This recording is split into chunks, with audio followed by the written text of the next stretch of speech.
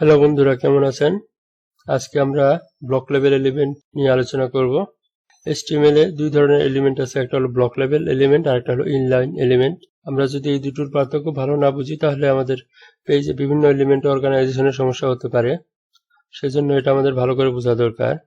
তো আমরা একটা এক্সাম্পল দেখি একটা গ্রাফিক্সের ভিতরে। এক্সাম্পলটা হলো এখানে 3টা প্যারাগ্রাফ আছে এবং প্যারাগ্রাফ কিন্তু একটা ব্লক লেভেল এলিমেন্ট। তো এই 3টা প্যারাগ্রাফ দেখেন, কোনোটা পুরো উইডথ জুড়ে আছে। এখানে আসলে এই বক্সটা এটা পুরো একটা পেজ বোঝায়। এই enjoy the scenic beauty of hills অর্থাৎ পাহাড়ের সৌন্দর্য উপভোগ করুন, এই প্রথম বাক্যটি একটা প্যারাগ্রাফের ভিতরে আছে এবং এটা পুরো উইডথ জুড়ে আছে।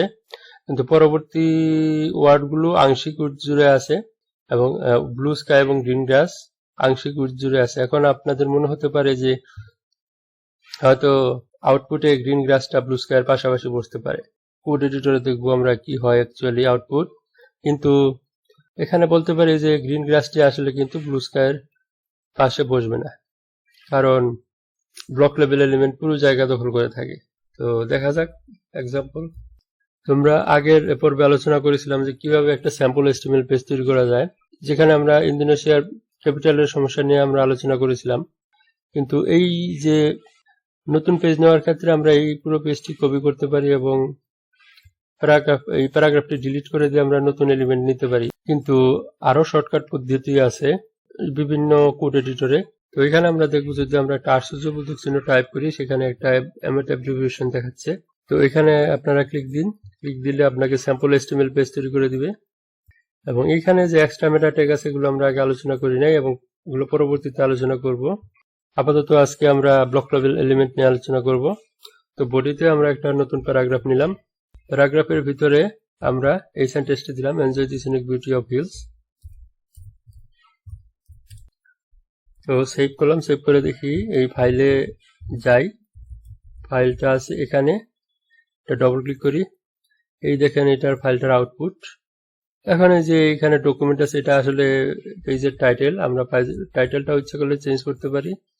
তো এখানে বলতে পারি ব্লক লেভেল এলিমেন্ট,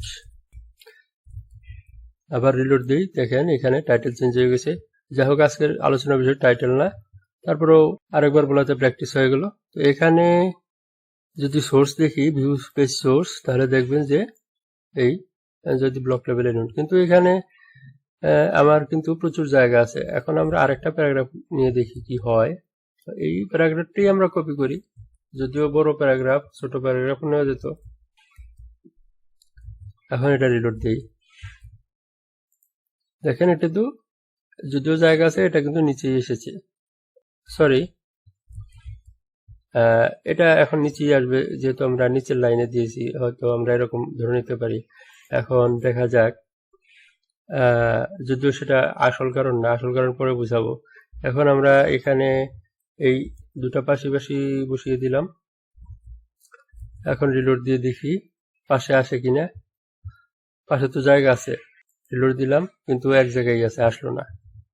এটার কারণ কি একটু বোঝার চেষ্টা করি। তো এখানে ভিউ পেজ সোর্স দিয়ে যেমন আমরা পিছনের কোড দেখতে পারি, আবার ইন্সপেক্ট দিয়েও আমরা সোর্স কোডগুলো দেখতে পারি।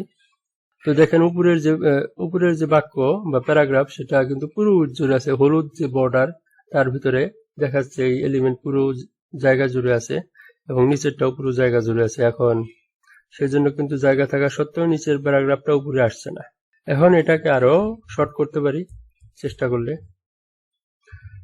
এখানে আমি শুধু এনজয় দিয়ে দিলাম, শুধু এনজয় কথাটা দিলাম।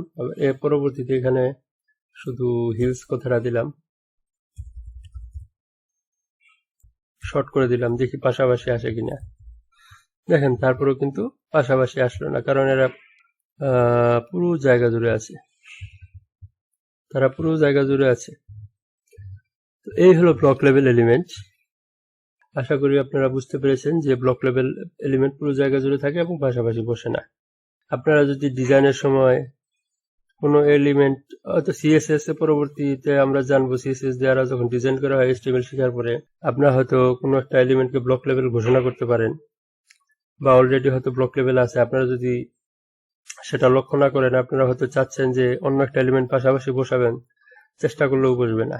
তো এটা হলো ব্লক লেভেল এলিমেন্ট বুঝার গুরুত্ব, এবং ইনলাইন এলিমেন্টটা পরবর্তীতে বুঝাবো। তো আজকে এই পর্যন্তই, ধন্যবাদ, ভালো থাকবেন।